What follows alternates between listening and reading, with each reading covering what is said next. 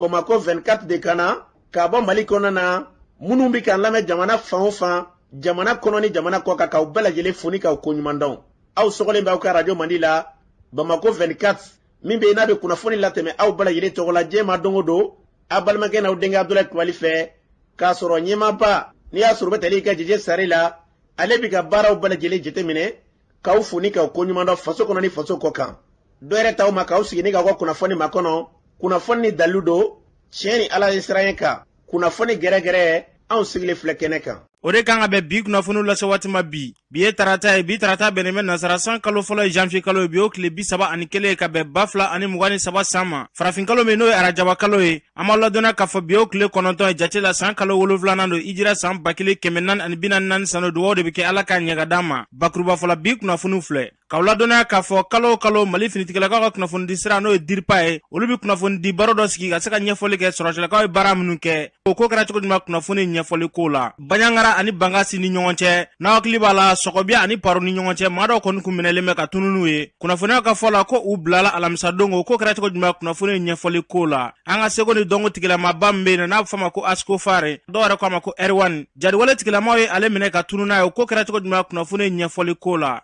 an ka jamana sariya sunba o yɛlɛmani baara minnu bɛ sen na jamana ɲɛmaaw ye maa minnu choisi n'olu kan ka baaraw kun cɛ o maaw kɔni bɔra yira ko dɔw kɔni bɔra a ko la o ko kɛra cogo jumɛn kunnafoni ɲɛfɔli ko la ninnu de bɛna kɛ kunnafoni la kumaba ye ka fara kunnafoni wɛrɛ kan ka lase aw ma o denkɛ n'a balimakɛ fɛ Sidiki Kulibali Ala k'a ɲɛga d'an ma kunnafoni an b'a daminɛ k'aw ladɔnniya k'a fɔ an ka seko ni dɔnko tigilamaaba min bɛ yen n'a bɛ fɔ a ma ko Asiko Fare dɔw yɛrɛ ko a ma ko R1 a yirala k'a fɔ k'ale kɔni kun bɔlen bɛ Bamakɔ ni k'a kunda Tɔnbɔkutu kan o kɔni senfɛ a tun bɛ kari dɔ kɔni kɔnɔ a yirala k'a fɔ ko jariwale tigilamaw kɔni y'u ka kari kɔni lajɔ ka Asiko Fare ni k'a minɛ ka taa n'a ye kungo kɔni kɔnɔ na hali ni yɔrɔ la kibaruya ma se ka dɔn a ko la kunnafoniyaw ka fɔ la ko jariwale tigilamaw de ka wulikajɔ kɛla sababu ye ka se ka ni maa kofɔlen minɛ k'u maa 8 bɔɲɔngo de don k'u nana kari kɔni lajɔ ka se ka sɛgɛsɛgɛliw kɔni ta ka ɲɛsin u ma u y'a ye nin ye dɔnkili dɔ la o kɔni ye fɛɛrɛ sugu bɛɛ lajɛlen kɛ ka se ka nin kɔni jaso ka tunu n'a a ye an bɛ dugawu de kɛ yarabi Ala ka a ɲuman bɔ u bolo ka se ka n'a ka denbaya kɔnɔna na n'an bɔra ye n'aw hakili b'a la kabini kuma jan Baɲangara ani Bangasi ni ɲɔgɔn cɛ maa dɔw kun jaso bɛ ka tunu na u ye maa 9 bɔɲɔngo don a bɛɛ lajɛlen cɛlakaw ye o tun minɛna Sɔgɔbiya ani Paro ni ɲɔgɔn cɛ a yirala k'u kun taara lɔgɔjɔ kɔnɔ u segimatɔ jariwale tigilamaw kɔni y'u minɛ ni ka taa n'u ye kungo kɔnɔnaw na seerew ka fɔ la alamisa dongo wulikajɔ kɔni kɛla jariwale tigilamaw fɛ ka se ka na ni maa kofɔlen ye dugu kɔnɔ ka na u bila ka tila ka taa ni u yɛrɛ ye a yirala k'a fɔ maa minnu n'u bilala a maa 9 bɛɛ lajɛlen u kɛnɛman kɔni segila ka na an bɛ dugawu de kɛ yarabi Ala ka bɛɛ lajɛlen kisi kojugukɛlaw tɔɔrɔ ma n'an bɔra ye an ka kunnafoni di sira min bɛ yen n'a fɔ a ma ko diripa kɛrɛnkɛrɛnnenya finitigilakaw ka kunnafoni di sira kalo o kalo olu kɔni bɛ fara ɲɔgɔn ba kɔni kɛ ka se ka ɲɛfɔli kɔni kɛ finitigilakaw ka wulikajɔ kɔni u ye min kɛ ka se ka ɲɛfɔli k'o la maja minnu bɛ yen nɔ fɛɛrɛ kura minnu kan ka se ka sigi sen kan o baara kɔni kɛra kunungo min bɛ tali kɛ diripa ɲɛmaa la n'o bɛ tali kɛ kolonɛli Sulemani Danbele la ale ye ɲɛfɔli kɛ a ko la an ka lamɛn. Faamaw bɛ ka dankari kɛ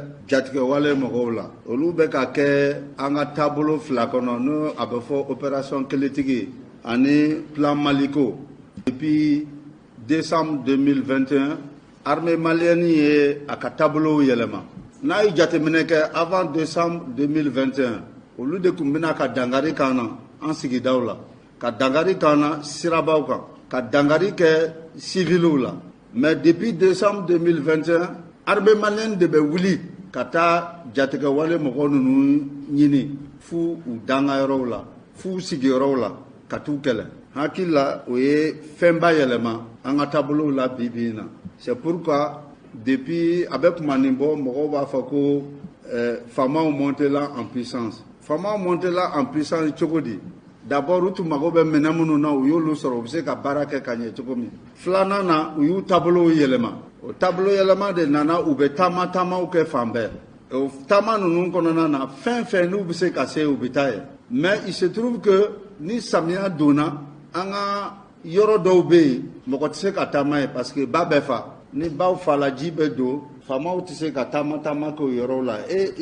ni jateminɛ kɛla k'a fɔ o yɔrɔw de la fɛnɛ jatigɛwale mɔgɔ ninnu bɛ taa u dogo ye mais depuis ɲinɛ u y'u dogo cogo o cogo c'est pourquoi a y'a jateminɛ k'a fɔ ko action aéroportée des opérations aéroportées mun b'a kɛ avion bɛ kɛlɛkɛlaw ta ka t'u cari yɔrɔ dɔ la u bɛ se ka taa ni mobili tɛ se ka se moto tɛ se ka se u bɛ se ka taa dankari kɛ jatigɛwale mɔgɔw la cogo min na an y'o camanba de kɛ ɲɛna n'a ye jateminɛ kɛ nin kalo 2 tɛmɛnen in na u ye o ɲɔgɔn 22 de kɛ. Ni tun bɛ tali kɛ Colonel Suleiman Danbele ka seeraw la a fɔra cogo min na an bɛ dugawu de kɛ yarabi Ala ka sebaya di an ka finitigilakaw ma Mali dugukolo bɛɛ lajɛlen kan n'an bɔra ye. Mamadu Ben Jabate ale y'a yira k'a fɔ k'an ka jamana ɲɛma k'u ka fɛɛrɛ bɛɛ lajɛlen kɔni kɛ ka se ka sigi ka fɔ kɔni ka se k'o nun don hali bi bɛn ni keleya bɛ se ka an ka jamana sɔrɔ cogoya mun na a y'a yira k'a fɔ min ye accord ye bɛnkan b'an ni kulu maranfɛntigiw cɛ ko hali bi ko fɛɛrɛ ka sigi sen kan sigikafɔw ka se ka larawuli hali bi bɛn ni keleya bɛ se ka an ka jamana sɔrɔ cogoya mun na Mamadu Ben Jabate an k'ale lamɛn. Bon, i b'a dɔn foyi tɛ se ka dilan nkalon kan quoi n'i bɛ ko dilan ka dilan tiɲɛ kan quoi c'est vrai que armée bɛ ka minɛnw sɔrɔ mais formation partie hali bi a mɔgɔ man ca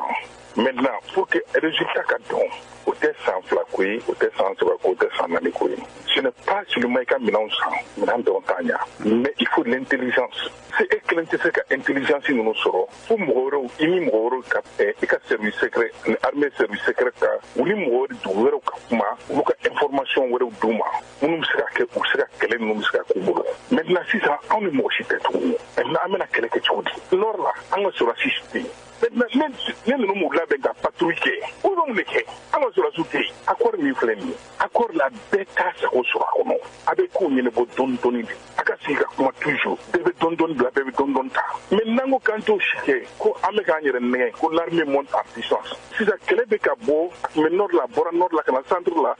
sisan a bɛ sud la mais a puissance ye jumɛn ye sisan ne t'a la nafa min b'a la sisan an bolo maintenant an ka taa dɔɔni dɔɔni an ni kɛrɛfɛ jamanaw ka kuma u ka se ka intelligence d'an ma an bɛ se ka kɛlɛ kɛ cogo min na k'an yɛrɛ nafa maintenant n ye bɛɛ bɔ a la k'an yɛrɛ dɔrɔn tɛ se ka nin kɛlɛ kɛ dɛ nin kɛlɛ in fanga ka bon dɛ nin kɛlɛ in tɛ san 2 ni san 3 ni san 4 ko dɛ i ye san 30 ni san 40 ko kɛlɛw di a kɛlɛ donna dugu fɛn fɛn la i bɛ Somali jateminɛ i bɛ Sudan jateminɛ a kɛlɛw ma bɔ hali bi armée ka minɛn san dɔrɔn tɛ se ka kɛ kɛlɛ dɔrɔn fɛnɛ tɛ se ka kɛ minnu b'u pousser ka na kɛlɛ la fo État ka présenter État ka présenter ka ye ni kɛlɛ ninnu daminɛna bagan maralaw ne t'a fɔ fɔlɔ n b'a fɔ bagan maralaw ni sɛnɛkɛlaw ni ɲɔgɔn cɛ fo ka na se nin ma hali bi an tɛ se ka solution sɔrɔ o la jamana yɛrɛ ka sigi ka démagogie bɔ yen ka mɔgɔ ko bɔ yen jateminɛ yɛrɛ de kɛ kɛlɛ in kan hali bi anw ma kɛlɛ in ta sérieux la kɛlɛ in bɛ ka na cogo min na a bɛ ka na cogo min na an bɛ fama min ma n'an ma mɔgɔ ko bɔ a la ka mɔgɔ défense ta ko ninnu bɔ a la sɔrɔsiw ka nin kɛ u bɛ ka nin kɛ maa si tɛ diɲɛ kɔnɔ min t'a ka sɔrɔsi fɛ min t'a ka armée fɛ. Ni tun bɛ tali kɛ Mamadu Ben Jabate ale ka seeraw la a fɔra cogo min na yarabi Ala k'an ka jamana basigi ni k'a kolo suma n'an bɔra ye Capital Plaku n'o ye fulaw ka jɛkulu ye olu ka sifinakaw ka ɲɛma n'o bɛ tali kɛ Ousmane Diko la ale y'a yira k'a fɔ ko nin waati laban ninnu kɔnɔ na ko fɛɛrɛ kɔni bɛ ka kɛ ko lakana kɔni k'o bɛ ka sabati dɔɔni dɔɔni wa a y'a yira k'a fɔ ko waati tɛmɛnlenw la ko min bɛ tali kɛ ko finitigilaka jɛman dɔw kɔni tun bɛ yen nɔ k'olu kɔni tun bɛ wulikajɔ kɔni ta ka se ka to ka patrouille kɔni kɛ u yɛrɛ ma k'o tun kɛn bɛ gɛlɛya ye ka ɲɛsin sigidalamaw ma olu kɔni ye wulikajɔ kɔni kɛ o ko la ka se ka ɲɛfɔli kɛ jamana ɲɛmɔgɔ ye ko waleya min bɛ ka kɛ ko fiɲɛ kɔni bɛ a baara la dɛ k'u ka fɛɛrɛ kɔni kɛ hali n'o ma ɲɛ k'u bɛ taa u ka yalayalaw kɔni kɛ ka se ka taa lakana kɔni sabati ko ni Mali finitigilaka dɔw ka kɛ ɲɔgɔn fɛ walasa a baara in bɛ se ka bila sababa minɛn kɔnɔ cogoya min na ko nin waati in kɔnɔ na ko fɛɛrɛ kɔni sɔrɔl'o la ko baara in k'a bɛ ka kɛ kɛcogo la yarabi Ala k'a bila o sababa minɛn kɔnɔna na Ousmane Diko ale b'a ɲɛfɔ an ka lamɛn. Lakana ko la bɛ se k'a fɔ dɔɔni bɔra a la ka dɔɔni de bɔra a la mun ye camancɛ yanfan lakana baliya ko ye lakana kɔni dɔɔni yɛlɛmɛ dɔɔni kɛra an ka sɔrɔsi kuntigi bɔra ka déclaration min kɛ mercredi an y'a mɛn explication minnu bɛɛ di ka fara kan an y'o fɛnɛ mɛn bon an wulikajɔ caman kɔni kɛra an ye mouvement santi Mopti région bɛɛ kɔnɔ n'o ye sɔrɔsiw ka taa ka segin ye o ka wulikajɔw kɔnɔ minnu ye an jatigɛ dɔɔni an bɛ se k'a fɔ mun ye dɔ fara an population civile ka siraya kan dɔɔni o ye jumɛn ye wagati dɔw la n'o ye mois de décembre kɔnɔna ninnu ye fin novembre début décembre n y'a ye mɔgɔ dɔw tubabu an b'a fɔ mɔgɔ farilajɛw minnu ti an ka jamana kɔnɔ mɔgɔw kɔni ye an ka jamana finitigilakaw ka fini bu u kan na wa u kelen fɛnɛ de bi tagama kungo kɔnɔna nin na u tɛmɛna yɔrɔ o yɔrɔ ayiwa an kɔni ma a kow ɲɛ faamu ten caman yɛrɛ u tɛmɛ dugu dama dama la dugu bi wuli o kɔnɔna na an kɔni wulila an sera jamana représentant minnu bɛ Moti yan nɔ ma an ye ɲɛfɔli k'u ye an y'a yira k'a fɔ o ko nin kɔni o ti bɛn an ma ko nin taacogo ti bɛn an ma hali dɔɔni ka d'a kan an bi mɔgɔ min dɔn o ye an ka jamana finitigilakaw ye n'o ye an ka sɔrɔsiw an ka gendarmew an ka gardiw fo ka na se an ka polisiw ma olu de anw ka mɔgɔw ye an b'olu de dɔn nka mɔgɔ minnu tɛ anw kan mɛn u ti an dɔn hali u ti an faamu n'a fɔra olu bi tɛmɛ an ka duguw kɔnɔ olu dɔrɔn peut-être guide b'u dɔw la vraiment o kɔni o man d'an ye a ka d'an ye ni mɔgɔ mɔgɔ bɛ taama an ka jamana ko la lakana ko la a ka kɛ mɔgɔ ye mɔgɔ min ye jamanaden jamana sɔrɔsi don hali n'o tɛ a ka sɔrɔ o mɔgɔ sugu bi u ɲɛma an ka sɔrɔsiw ka bila ɲɛ fɛn fɛn bɛ tugu o kɔ u ka tugu o kɔ n'o ye partenariat ko ye an n'u y'o sigi ka kuma kɛ bi kɔni alhamdulilayi caman bɔra o waleya ninnu na. Ni tun bɛ tali kɛ Usmani Diko ale ka seerew la a fɔla cogo min na yarabi ala k'o hakilinaw sabati an ka jamana kɔnɔ n'an bɔra ye an ka fɛnkɔrɔ marayɔrɔ min bɛ yen nɔ n'a bɛ fɔ a ma ko musée o kɔni kɔnɔna na an ka minisiri min ka baara ɲɛsinnen bɛ Malikura ko sabatili ma Ibrahim Ikasa Mayiga ale taara ni ka se ka taa ɲɛda nin yɔrɔ kofɔlen nin kan Mali ka fɛnkɔrɔw min bɛ se ka mɔgɔ hakili lajigin Mali ko yɛrɛ la a taara ka t'i ɲɛda o yɔrɔ la o kɛnɛ kan Ibrahim Ikasa Mayiga ye kuma min fɔ o filɛ. Mali bi fɛn tɛ dɛ fɛn kɔrɔkɔrɔba de don an bɔra yɔrɔ jan an tun ye diɲɛ girin o yira an na an tun bɛ kɛ cogo di an tun y'an yɛrɛ labila cogo di tɔw nana an minɛ k'an mara cogo di an sera ka an yɛrɛ b'u bolo cogo di an tilala ka don waati la ka an lonbolan bara mais bi yɛrɛ minɛ waati de sera yɛrɛ dɔn waati de sera pour que an ka se k'o kɛ fana il faut que an ka taa ko kɔrɔw ye o k'an lakalan min ye Mali ye min y'an burujuw ye an ka se k'o dɔn o de bɛ sɔrɔ musée la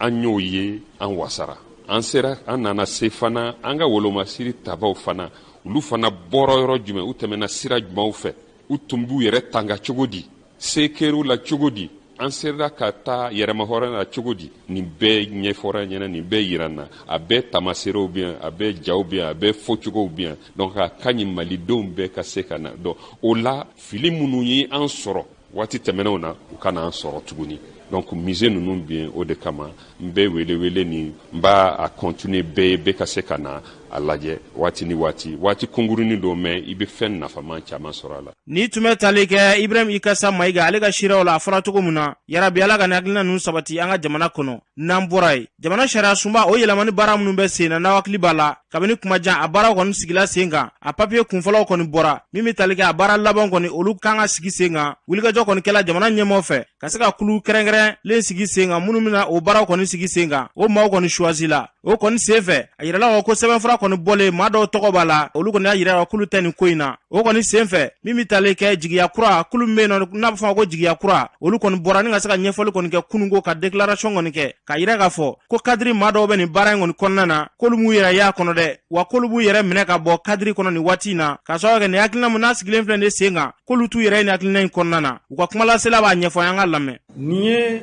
kunnafoni ni laseli teliman ye ka bɔ politiki jɛkulu min bɛ yen n'a bɛ fɔ ko Espérance Nouvelle jigiya kura yɔrɔ an balima maliyɛnw a k'a dɔn bi politiki tɔn Espérance Nouvelle jigiya kura n'a ɲɛmɔgɔya minɛlen bɛ an balimakɛ minisiri Hussein Amion Gindo bolo DIPU la a ka jɛkulu mɔgɔw u ye lasigili kɛ bi aw b'a kalama kabini tile damadɔ an ka jamana ɲɛmɔgɔyaso a ye lisi kura bɔ tile 2 in na lisi kura min n'a bɛ kuma sariya sunba falenni ko min n'a bɛ sen na tile 2 in na an y'a ye an jɛɲɔgɔnw n'o ye kadiri ye o mɔgɔ dɔw tɔgɔ yera o lisi la donc ɲɔgɔnye in bolila o kan kuma ɲɔgɔnyaw kɔfɛ heure 2 kɔnɔ an ye hakilina saba ta ka décision saba ta hakilina fɔlɔ ye jumɛn an ko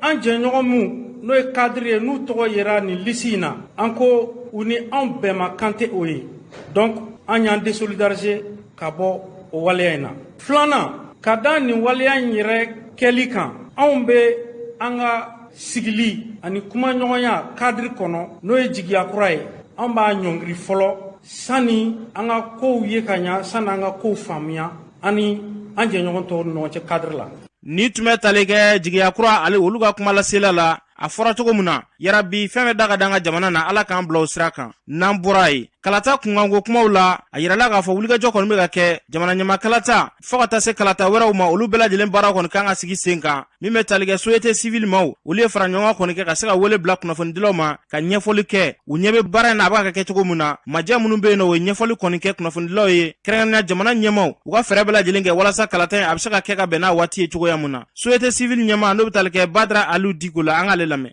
Gouvernement an ka faamaw kan ka fo kosɛbɛ u ye baara mun kɛ élection labɛnniw na nin ko bɛɛ lajɛlen na min jateminɛna anw fɛ o y'a ye k'a fɔ bi sécurité tɛ fan bɛɛ jamana kɔnɔna la bon an y'a jateminɛ k'a fɔ fana EJ mun n'a sigira a démembrement a bɛ niveau national la mais n'i taara région kɔnɔna la ani commune kɔnɔna la a tɛ o yɔrɔ na ani an ka ambassade ani consulaw la a ma sigi o yɔrɔ la bon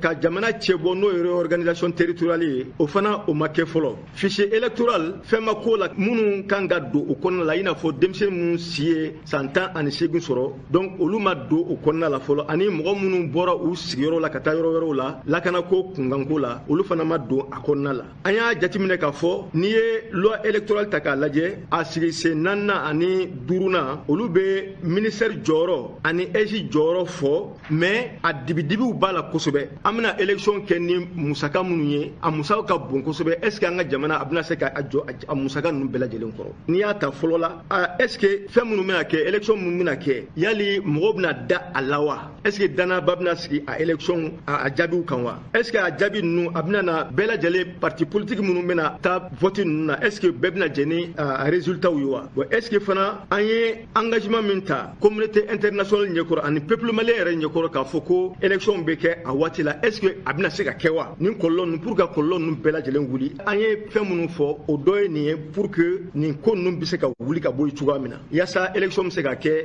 damu kɔnɔ ani danaya kɔnɔ o fɔlɔ ye mun ye an b'a ɲini an ka autorités fɛ u ka continuer ka jamana ka basigi don a yɔrɔ bɛɛ lajɛlen na u k'a lajɛ fana EJ min sigira a démembrement olu ka taa sigi région kɔnɔna la u ka taa sigi commune kɔnɔna la ani u kan ka sigi ambassade minnu kɔnɔna la u ka u teliya ka a sigi o yɔrɔ bɛɛ lajɛlen na u ka se u ka baaraw fana daminɛ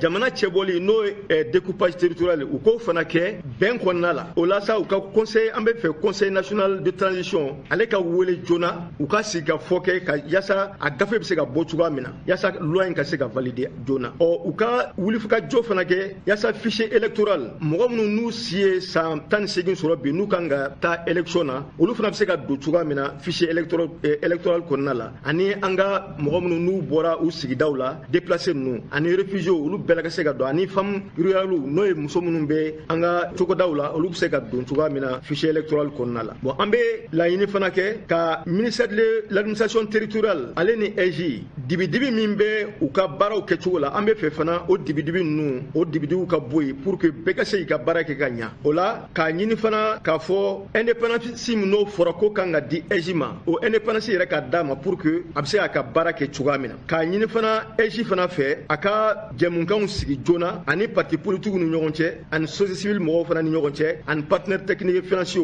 n'o y'an ka dɛmɛbagaw ye vote kunkow kan u ka a lajɛ fana ka décision minnu bɛna ta o la donc olu publier joona yaasa bɔ ka kɛ olu kalama ni tun bɛ tali kɛ Badara Aliou Diko la a fɔra cogo min na yarabi Ala k'an ka jamana ka ɲɛtaa sabati n'an bɔra ye Salon international de l'artisanat de Ouagadougou o min n'o bɛ sigi Burkina jamana kɔnɔna na san o san ɲinɛnta a kɛnɛ sigila Burkinakaw fɛ yen nɔ an ka ministre min ka baara ɲɛsinnen Seko ni dɔnko tigilamɔgɔw ka koɲɛw ɲɛnabɔli kama an dogoli Gindo ale tun taara kɛnɛ kan a ye kuma min fɔ yen nɔ o filɛ an bɛ Ouagadougou yan Salon international de l'artisanat hukumu kɔnɔ ɲinan y'a 16nan ye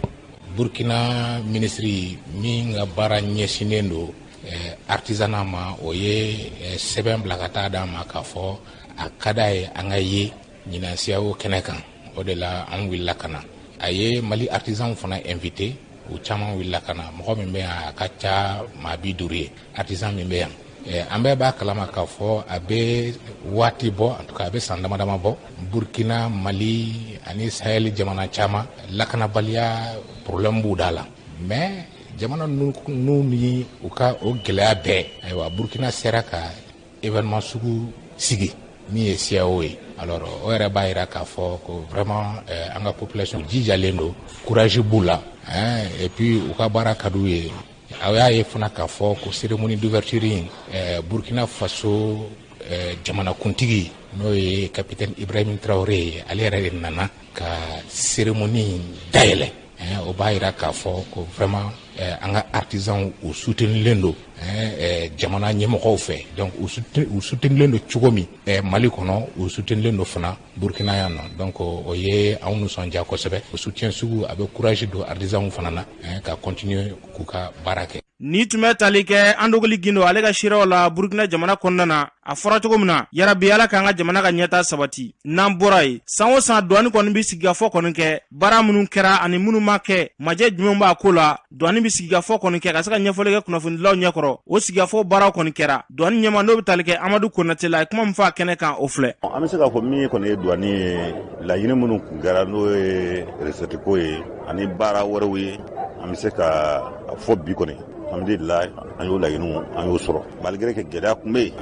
an y'o laɲiniw sɔrɔ donc a bɛ occasion di yan au sensement ka douanier bɛɛ de fo parce que ni an ye o laɲiniw sɔrɔ o tɛ directeur général kelen ka baara ye douanier yɛrɛ baara ye baara équipe baara de ye douanier kelen tɛ se ka baara foyi kɛ donc an ka baara ye équipe baara de ye ka douanier bɛɛ lajɛlen fo douanier fitinin fo ka taa se gradelen ma an ye effort de fara ɲɔgɔn kan an y'an baaraw de fara ɲɔgɔn kan douanier bɛɛ de wulila u tɛ sunɔgɔ fo ka taa se an ye laɲini ninnu sɔrɔ donc an bɛ se k'a fɔ san gɛlɛyara c'est vrai mais en même temps an nisɔndiyara parce que malgré que gɛlɛya kɛra an kan ka min ɲini an y'a sɔrɔ donc o nisɔndiya kɔni ma anw na bon an bɛ ala deli an donna san kura min kɔnɔ sisan an ye gɛlɛya min sɔrɔ san dɔ in na an ka n'o sɔrɔ ni san kura kɔnɔ bon an nisɔndiyalen don mais en même temps an hakili bɛ jigin an ka baarakɛɲɔgɔn minnu ntanyara parce que an bɛ insécurité de la baarakɛɲɔgɔn minnu tanyana hali bi an baarakɛɲɔgɔn dɔ bɛ bolo la hali bi donc an mana nisɔndiya cogo o cogo an hakili bɛ jigin olu de la i ka jaabili min ye c'est que laɲini minnu kun fɛnna laɲini ninnu ala y'a nɔgɔya anw ye latigɛ ye min ye c'est que an tɛ ala deli gɛlɛya min nana 2022 olu kana na 2023 n'o gɛlɛyaw mana 2023 douane bɛ layiru di k'a fɔ min bɛ ɲin'a fɛ y a pas de souci a ko sɔrɔ parce que gɛlɛya kɔnɔ min ɲin'a fɛ a y'o sɔrɔ bon gɛlɛya tɛ yen waati min n'a dɛsɛra ka min ɲin'a fɛ n'a dɛsɛra k'o sɔrɔ an tɛ se ka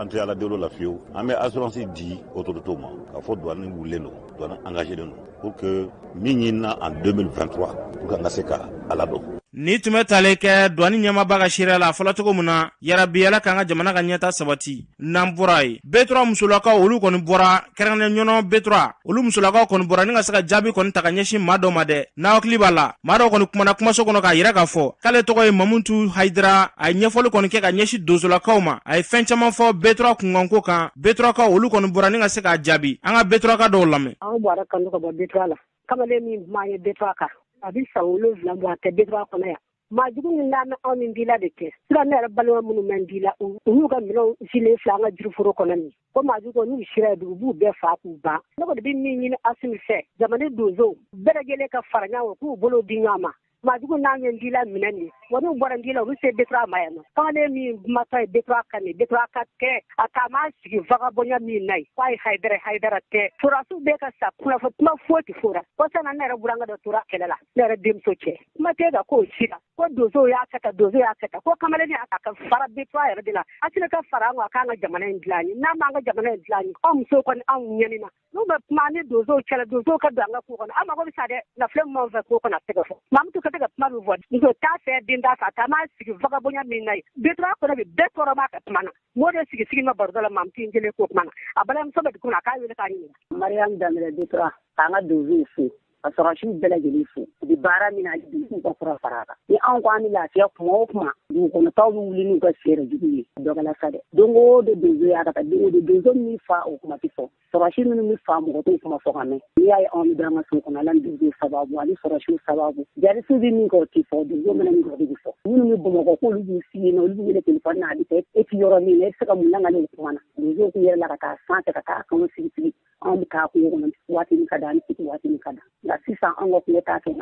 hali tarata anw sera wele du lafa dugu kɔnɔ yan an bɛ fɔ Asimi ye hali bi a ka wuli k'a cɛsiri minnu bɛ ka fɔ aw t'a ye dɛ a yɛrɛ ka wuli a ka jateminɛ ka k'o la donso ninnu bɛ baara min na anw fɛnw de b'a dɔn n'i y'a mɛn misi n'i y'a mɛn bagan fɛn fɛn adamaden min ka di n'a ye k'an ka donsow fo donso kan bɛ Mali fɛn o fɛn o bɛ saratiw ye foyi tɛ di musow ma donso fɛn fɛn tora kɛlɛ in na a si muso tɛ ko sara bɛ d'u ma donso y'a ka taa nafolo ma donso y'a ka taa nafolo nɔfɛ ka taa sɔrɔ ani dala dumuni o ye magarita ko ye don dɔ la an b'a ɲini Asimi fɛ donso ko Maliku de ala ka faso in bɔ bolo la. Ne ye Saka Sogoba ye ne bɛ bɔ B3 la donsow bɛ baara min na an ka sigida in na anw minnu bɛ yan anw de b'a dɔn Mamutu ye min fɔ ka fɔ donsow de bɛ k'an degun ale tɛ se k'o dɔn Mamutu yɛrɛ tɛ B3 la a ka ca san 3 ye anw minnu bɛ yan anw de bɛ se ka kuma a ko kan donsow bɛ anw ni min cɛ anw de b'a dɔn wasala na donsow ni sɔrɔsiw tɛgɛ di ɲɔgɔn ma ka baara kɛ ka taa sigi ka kungodaw minɛ bɛɛ lafiyala yan girigara dɔw bɔra o kɔnɔna na fo mɔgɔ kelen ni tora a la N9 o kɛra sababu ye dagaw bɛɛ wulila ka bɔ yen sisan duguw de b'a la ka wuli Ndila yɛrɛ bɛɛ wulila Sizana bɛ ka wuli Jame wulila k'a fɔ ko donso de bɛ ka an tɔɔrɔ maa bɛɛ jogo de b'i tɔɔrɔ a yɛrɛ jogojuguyaw camanw de kɛ yan ni o ko de y'a to n'a ye dugu bila yan parce que a yɛrɛ muso baden dɔgɔmuso a ye garijɛgɛ sɔrɔ o fɛ yan a ka jogojuguya kɔni o tɛ se ka jate ka ban yɛrɛ mɔgɔ bɛɛ o bɛɛ kalama dugu kɔnɔ yan ni ko yɛrɛ b'u cogo yɛrɛ la jamana yɛrɛ kɔnɔ ale man ka kuma yɛrɛ hali kana kɛ diinɛ na ni maloya bɛ yen ale yɛrɛ man ka kuma mali faamaw k'a lajɛ u tun ye baara min daminɛ u ni donsow ka tɛgɛ di ɲɔgɔn ma tiɲɛ yɛrɛ la maliden bɛɛ ye lakanaba ye nka n'u ma bolo di donsow ma u ka jɛ ka baara in kɛ baara in a ma nɔgɔ dɛ Ablaye ninnu kun kɛra kalo de ye k'a daminɛ Betora la ka taa fɔ Dabakan na bɛɛ tun bɛ k'i ka foro baara kɛ contribution pinière dara mais est-ce que u bɛna turu wa nin kale ninnu wulilen sisan kabini i bɛ ka taa foro la i bɛ ka i kun janjan ka yɔrɔ lajɛ mais k'a sɔrɔ nin kale ninnu bɛ an bɛ taa baara kɛ fɔ fitiri mini bɛ wuli ne yɛrɛ don min na Ablaye a y'a sɔrɔ fɔ fitiri sera ka ban mini wulila ni ne yɛrɛ ye a kɛra Betora foro kɔnɔ le 24 octobre ni faso ko don mini wulila ni ne yɛrɛ donc an ta ye faso ko de an bi ale y'a kɛ kɛcogo min na ni bɛɛ tun y'a kɛ de Betora ko kuma kun tɛ fɔ bi parce que ale taara a y'a ka du feere a y'a ka foyi ti yan n'an bɛɛ tun y'a kɛ o kɛcogo kelen la Betora ko kuma kun tɛna fɔ maa min t'u ka foyi tɛ Betora la bilen a y'a ka du feere a ka foyi de ti yan ni tun bɛ tali kɛ Betora ka dɔw ka seereya la fɔlɔ cogo min na fɛn bɛ da ka d'an ka jamana na yarabi Ala k'an bila o sira kan n'an bɔra ye foire kɛrɛnkɛrɛnnen dɔ sigila sen kan an ka jamana kɔnɔna na n'a bɛ fɔ a ma ko Mali sanu sugu o kɛnɛ kɔni sigila ka se ka ɲɛfɔli kɔni kɛ an ka sanuko yɛrɛ bɛ se ka da ɲɛnamaya cogoya jumɛn na malidenw bɛɛ lajɛlen bɛ se k'u yɛrɛ ye an ka jamana sanuko la cogoya mun na a kɛnɛ kan maa dɔw b'u ka seereya di an k'olu lamɛn Mali bijoutier bɛ se ka kɛ sababu ye ka Mali bɔ nɔgɔ la o tɛ kuma gansan ye an ye hakililajigi kɛ ko Mali bijouterie la kodɔnna diɲɛ kɔnɔ a ka ca ni san 2000 ye bi bijou bɛ bɔ Mali la ka taa diɲɛ jamana bɛɛ lajɛlen kɔnɔ o kama n'i taara diɲɛ musée-baw lajɛ bi i bɛ taga Mali bijou dɔw sɔrɔ yen minnu ka ca ni san 1000 i bɛ taa dɔw sɔrɔ yen minnu ka ca ni san 600 ye pierre précieuse minnu filɛ nin ye nin kelen bɛɛ bɛ se k'i jɔ ni Mali ye jamanaw bɛ yen olu kɔsɛmɛyiri ye nin baara dɔrɔn ye a bɛ Mali kɔnɔ an bɛ tagama kan hali an t'a jate warijɛ ye sanu kɔnɔfɛn dɔ de ye nka warijɛ baara dɔrɔn jamana dɔw kɔsɛmɛnen b'o la sanu min filɛ nin ye an t'an da don o kuma la n'an b'a fɛ an ka dugu jukɔrɔfɛnw an k'a tɔnɔ bɔ fo an ka barika don bayɛlɛmali de la an 7 ans ne bɛ baara in kɛ an ka baara bɛnnen bɛ nɛgɛw bayɛlɛmali ma k'a kɛ chaînes ni buguluw sanu ni warijɛw baara a bɛɛ daminɛ ka gɛlɛn nɔgɔya b'a la i b'a fɔ gɛlɛya b'a la cɛ ka ca ne kelen de ye muso ye min bɛ mouvement k'u ni ɲɔgɔn cɛ a yɔrɔnin ma nɔgɔn dɔɔnin mais baara kɔni tagabolo ka fisa n b'a fɔ bijoutier ye n'i y'a mɛn k'i bɛ bijou labɛn sanu de don wa sanu bɛ sɔrɔ mɔgɔ jumɛn de bolo dama baara la sani ka sanu sa o ma a bɛ passé mɔgɔ dɔw de bolo olu na anw yɛrɛ k'an bolo di ɲɔgɔn ma an dama baaralaw minnu b'an cɛ u ka bɔ an cɛ an bɛ sanu di tigɛ la olu bɛ sanu baara Mali sanu bɛ kɛ maliyɛn ta ye n'u bɛ nin kɛ u k'an dama baaralaw wele parce que an bɛna bɔ ko caman kalama nin na ne ye pierre dɔw ye yan bi an b'o bɔ k'o fili mais aw mako b'a la mais tant que n'aw ma s'anw ma aw tɛ sanu sara aw sago la dɛ a fɔra ko Mali sanu ka yɛlɛmu maliyɛn ɲɛkɔrɔ mais anw bɛ k'an yɛrɛ ka sanu ta k'a di mɔgɔ wɛrɛ ma minnu yɛrɛ tɛ maliyɛnw ye mais o bɛ dabila cogo di f'an k'an bolo di ɲɔgɔn ma an ka bɛn ni tun bɛ tali kɛ Mali sanu sugu kɛrɛnkɛrɛnnenya foire kɛnɛ kan ni tun bɛ tali kɛ maa dɔw ka seereya la a fɔra cogo min na yarabi Ala k'an ka jamana ka ɲɛta sabati n'an bɔra ye kulu kɛrɛnkɛrɛnlen bɛ yen n'a fɔ a ma ko Liptako groupement Mali Burkina fo ka taa se Niger ma olu bɛɛ lajɛlen b'u yɛrɛ ye nin kulu in kɔnɔna na san o san u b'u ka laadala ɲɔgɔnyew kɔni kɛ ɲinɛn ta a ɲɔgɔnyew kɛra a baaraw kuncɛliw kɔni kɛra dɔgɔkun kelen sigi de kɛra nin baara kofɔlen na a kɛnɛ kan maa dɔw b'u ka seereya di an k'olu lamɛn ALG ka ɲɔgɔn ye 59 de la ALG ye jumɛn ye a bɛ fɔ ma autorité de développement intégré des états du Liptako groupement n'o bɛ ye jɛkulu ye mun sigilen don Burkina Faso Mali ani Niger olu saba depuis 1970 jɛkulu in sigira jɛkulu in ka laɲini ye jumɛn jɛkulu in ka laɲini ye mun ye an k'an fara ɲɔgɔn kan an tɛgɛ di ɲɔgɔn ma jamana saba in n'a bɛ fɔ a ma ko frontière saba parce que Mali ni Niger ni Burkina u bɛɛ bɛ ɲɔgɔn sɔrɔ frontière kelen na yɔrɔ min na o de ye Liptako groupement ye o yɔrɔ in pour que ka an ka yen sɔrɔw k'u fara ɲɔgɔn kan ka se ka jamana saba in yiriwa ka se ka lakana ka sabati jamana saba ninnu kɔnɔ an ka hakili di ɲɔgɔn ma cogoya min na an bɛ se ka an ka jamanaw lataga ɲɛfɛ da donna kuma caman na budget an ka san budget ko b'a la jamanaw ka contribution puisque an bɛ baara kɛ n'o de ye après partenaires bɛ n'an dɛmɛ mais an ka fanba ye jamanaw bɛ contribution min kɛ pour que an ka baarakɛyɔrɔ ka se ka fonctionner donc an ye kuma minnu kɔni fɔ k'a lase ministre ma bi u jɛna n'a bɛɛ ye o baara ninnu yɛrɛ kan fana audit dɔ kɛra o fana audit bɛna k'a ɲɛfɔ fɛn mun bɛ yen nɔ min kan ka kɛ min man ka kɛ ani min kɛra ka ɲɛ a cogo ɲɛ la donc o bɛɛ taara tara k'a lase minisiriw ma n'an bɛ taga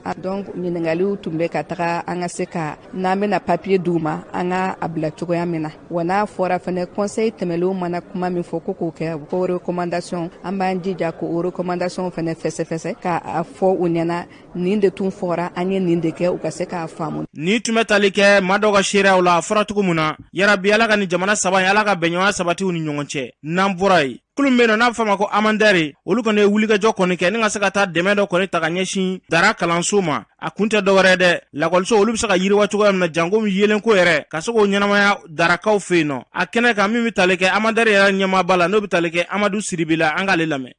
An bɛ kɛnɛ mun kan bi o ye an bɛ ka kuranminɛn dɔw de di population ma localité 11 Bamako kɛrɛfɛ dugu la. Minɛn ninnu o sugandira walasa u ka se ka baara dɔw de kɛ n'o ye ka ekɔlidenw dɛmɛ kalan na. Donc n'i y'a ye minɛn ninnu ampoule b'a la, panneau solaire b'a la, batterie b'a la, équipement fana b'a la n'o ye radio ye ale ni téléphone chargé la o bɛɛ bɛ minɛn kelen na. Donc a bɛ ka di ekɔlidenw ma Bamako kɛrɛfɛ dugu la mais an hakilina ye ka se ka nin warankata parce que Mali dugu wɛrɛw bɛ yen minnu mago b'a la. Donc bi ta in kɔni ye o dugu 11 ye mais an hakili la a bɛna se dugu tɔw la mais o t'an bali k'a fɔ courant mun yɛrɛ bɛ dugu nafa an ka se ka an bɛ k'o baaraw fana kɛ walasa Mali dugu kelen-kelenna bɛɛ lajɛlen bɛ se ka a sagona kura sɔrɔ a bɛ se ka baara kɛ ni courant mun ye. Hakilina in sɔrɔla an ni Huawei ka tigɛdon bolo ɲɔgɔnya la. Huawei ye chinois entreprise dɔ ye ale ye déjà contrat dɔw signé ni Amadère ye k'a b'a fɛ ka dugu 500 électrifié. Bon Amadère ye jira k'a fɔ dugu 500 électrifiéli o ka ɲi mais o kɔfɛ mɔgɔw mago bɛ fɛn wɛrɛw la mun tɛ o courant dɔrɔn ye mun bɛ se k'u mago ɲɛ. Donc o de hukumu kɔnɔna la o y'an dɛmɛ ni nin minɛn ye n'o ye kiti 500 in ye.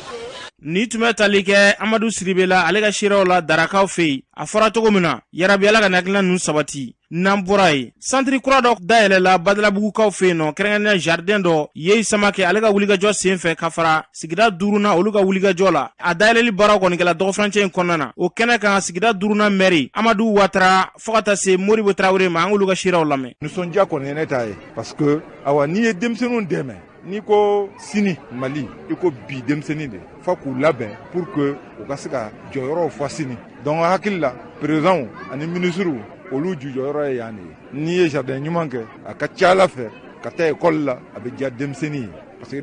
jardin de bɛ denmisɛnnin labɛn k'a bila école ɲɛ donc ni jardin ɲɛna dɔrɔn école bɛ ɲɛ. N nana yan kɛnɛ kan ka na n ka ministre jɔyɔrɔ fa ministre min ye ministre d'État ye n'o ye colonel Abdoulaye Mayiga ye an nana yan nɔ mun na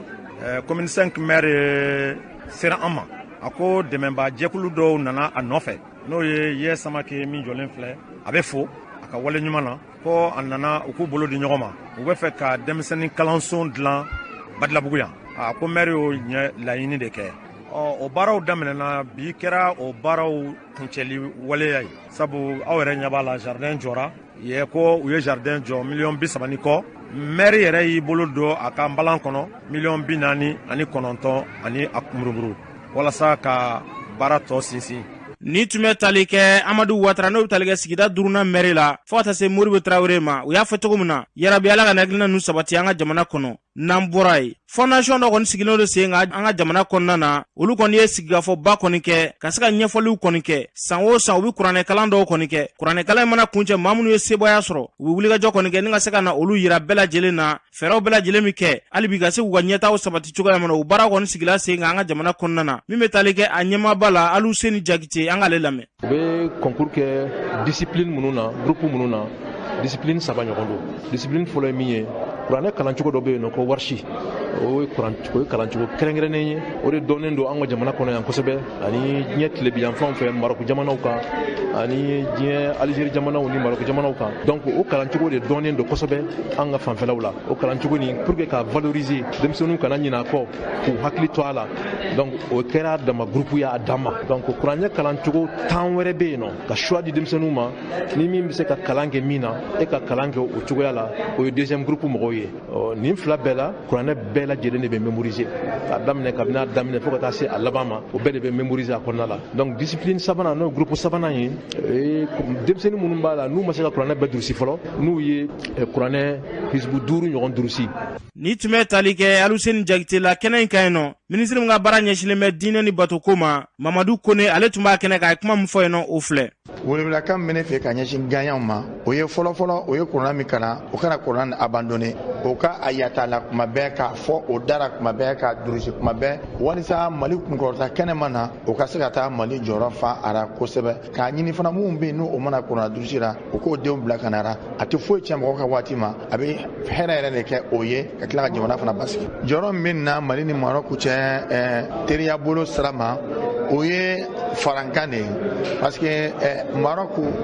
Mali denw bɛna taa Marɔku jamana de kan ka taa kuranɛ durusi kɛ o b'a yira k'a fɔ Mali ni Marɔku bɛɛ bɛ kora o ka jamanaw taabolo cogo la fo ka taa se o ka diinɛ taabolo cogoya ma donc ni nin ɲɔgɔn kɛra a bɛ an nisɔndiya toujours parce que e ni jamana min man di e tɛ se k'e denw bila ka taa yen donc an bɛ Ala fo ka Ala barika la Mali ni Marɔku ka ɲɔgɔn minɛ cogoya la. Ni tun bɛ tali kɛ Mamadu Kone ale ka siraw la a fɔra cogo min na yarabi Ala ka diinɛ ko k'a sabati an ka jamana kɔnɔ n'an bɔra yen URD olu ye fara ɲɔgɔn kan ba kɔni kɛ sankura hukumu kɔnɔna na ka se ka foli ta ka ɲɛsin maliden bɛɛ lajɛlen ma u ye foli kɛrɛnkɛrɛnlen ta ni k'o ɲɛsin kunnafonidilaw ma kɛrɛnkɛrɛnnenya kunnafonidilaw jɔyɔrɔ ka bon jamana ko la cogoya mun na u ye ɲɛfɔli kɛ o ko la u ka kumalasela bɛ tali kɛ Lasana Kone an k'ale lamɛn. Fagaɲinitɔn URD ale ɲɛma Honorable Gwaɲɔ Kulubali a ko wele kun ye min ye o ye sanbɛ foli de ye san 2023 o foli k'o ta k'a ɲɛsin aw kunnafonidilaw ma Mali kɔnɔ Mali kɔ kan ko wele kun y'o ye o hukumu kɔnɔ Gwaɲɔ Kulubali a ko a b'a laɲini Ala fɛ san 2023 Ala k'a kɛ san ye min hɛrɛ na bonya aw kunnafonidilaw ma ani maliden bɛɛ lajɛlen ma a ko a ka kɛ san ye san bɛ kɛ basigi san ye Mali kɔnɔ malidenw ni ɲɔgɔn cɛ fagaɲinitɔn URD président ni o ye Honorable Gwaɲɔ Kulubali ye a ko a b'a ɲini aw kunnafonidilaw fɛ n'i y'a lajɛ bi in na ni fanga bɛ Mali la ni a bɛ fɔ ma ko pouvoir saba o fanga saba kɔfɛ fanga naaninan wɛrɛ min bɛ yen ko o ye aw kunnafonidilaw ka fanga de ye ni o ye presse ye o kama aw jɔyɔrɔ ka bon Mali ka basigi la kosɛbɛ Honorable Gwaɲɔ Kulubali a ko cɛ ani muso aw journalistes cɛla musola bi in na Mali bɛɛ fanga ni o ye démocratie ye a jigi bɛ aw kan kosɛbɛ ka sababu kɛ aw jɔyɔrɔ ka bon a la kosɛbɛ o hukumu kɔnɔ ka kunnafoni di tiɲɛ kan o ye fɛn ye min bɛ se ka kɛ sababu ye ka basigi ani kelenya sinsin malidenw ni ɲɔgɔn cɛ Honorable Gwaɲɔ Kulubali a ko n'i ye kow lajɛ nin wagati na k'i b'a ye k'a fɔ jɔn a la aw ka baara kɔnɔna na dekun caman a y'a sɔrɔ a ko a bɛ misali ta Reporters sans frontières olu ka laseliw la ka kɛɲɛ ni san 2022 ye min ye journaliste 57 olu ye maaw ye mun bɔnɛna u ni na u ka baara hukumu kɔnɔna na a ko n'i y'o lajɛ k'i b'a ye 100 sara la 18 a n'a kunkan 28 i b'a ye ko o de farala kan san 2021 na a ko a bɛ foli kɛ kunnafonidilaw ye dan tɛ foli min na k'a sababu kɛ kuma o kuma